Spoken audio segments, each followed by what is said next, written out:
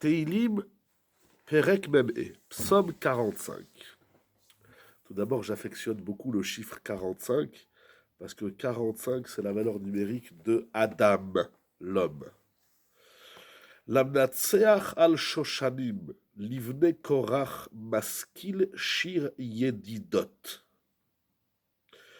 Selon Rashi, ce mizmor, ce psaume qui est composé par les fils de Korach, comme nous l'avons lu, Livne Korach, c'est le deuxième mizmor, puisque le 44 aussi, Lamnatseach Livne Korach Maskil, donc le psaume précédent 44 et le 45, tous deux sont composés par les fils de David. C'est intéressant, j'ai dit Rashi, on n'a pas encore dit Rashi, nous allons y arriver tout de suite, que lorsque Teilim nous parle, lorsque David Ameler nous parle des fils de Korach, il parle de maskil, de réflexion, d'intelligence. Ça veut dire que les fils de Korach ont une réflexion, leur psaume, leur chant, leur mizmor, ici Nitsuach, leur mizmor est là pour nous faire réfléchir. C'est bien de lire les Teilim, c'est très important, mais ça ne suffit pas.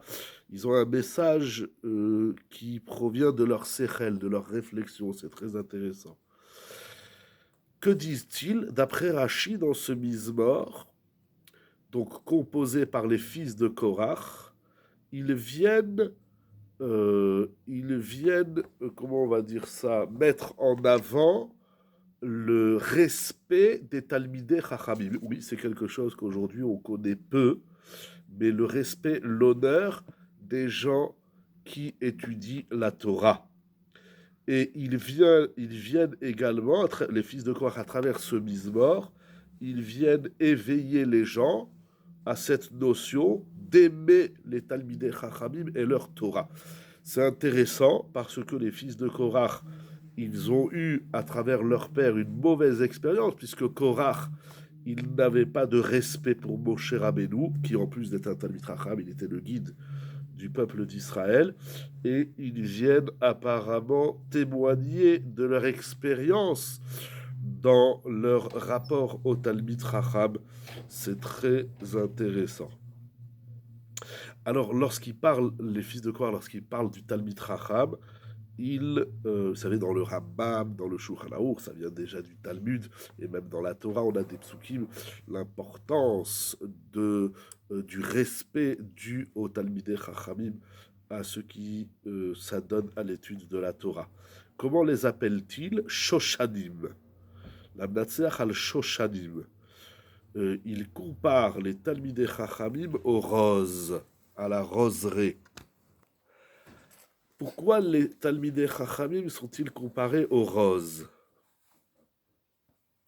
Parce que la rose, c'est une fleur qui est tendre, qui est belle, et qui est toujours humide. C'est le mot employé ici dans les Mefarshim, ça veut dire pleine de vie, de vitalité. La rose, ça amène aussi de parfum,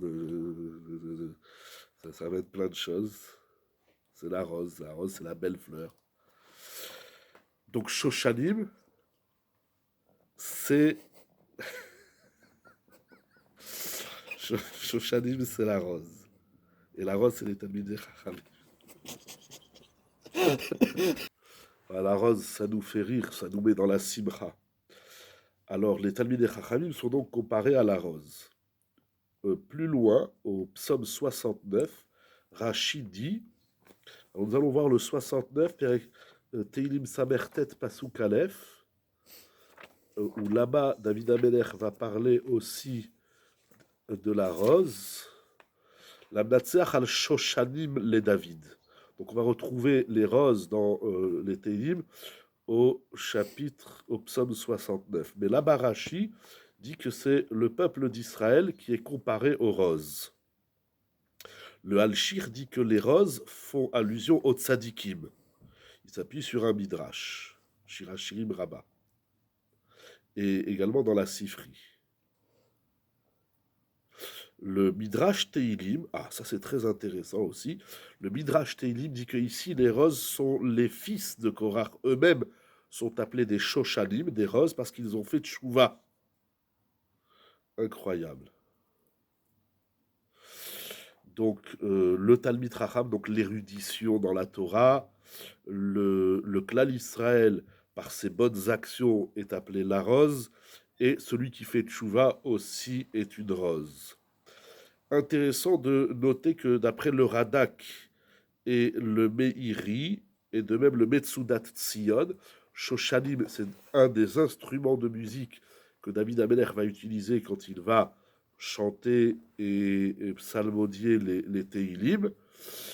Et pourquoi cet instrument de musique? Je ne sais pas, on n'a pas plus de détails ici sur sa nature, mais selon le Metsudat Tzion, c'est un instrument de musique qui est fabriqué, enfin, il a la forme d'une rose. C'est pour ça qu'on l'appelle Shoshanim. Alors, on avait déjà souvent soulevé cette question, l'importance des instruments de musique dans le livre des Télim, sur lequel, encore au jour d'aujourd'hui, je n'ai pas trouvé d'explication pourquoi c'est si important de noter l'instrument de musique que David Ameller va utiliser dans chaque Mizmor. Il y a plusieurs psaumes, nous l'avons vu déjà plusieurs fois, où il y a un instrument de musique qui est approprié à ces différents psaumes. Alors, selon le Sefer HaKadmon, il y a ici quelque chose d'incroyable. Donc, c'est tout le Mizmor. Hein. Il faut lire tout ce chapitre qui comporte 18 psukim où il nous parle de l'importance du respect des Talmidei Chachamim, de leur rayonnement, du parfum et de la beauté qu'ils dégagent. Un Talmid Chacham, il doit être beau comme une rose. Selon le Sefer HaKadmon, il y a ici quelque chose d'incroyable. Il dit que la Ségoula du Mizmor 45, c'est pour être épargné, protégé, comment on va dire, on va réfléchir ensemble, de Isha Ra'a, c'est-à-dire d'une mauvaise épouse. C'est incroyable. Alors c'est intéressant parce que par ailleurs, l'Agma nous dit que l'épouse est aussi comparée à la rose, et si le message de ce Mizmor, c'est le kavod, le respect des Talmidei Chachamim, le valoriser, comprendre qu'ils sont beaux et agréables comme une rose, c'est ainsi que l'homme doit, et dans le couple bien évidemment, c'est ainsi qu'on sauve son couple, on a le bonheur et le meilleur dans son couple.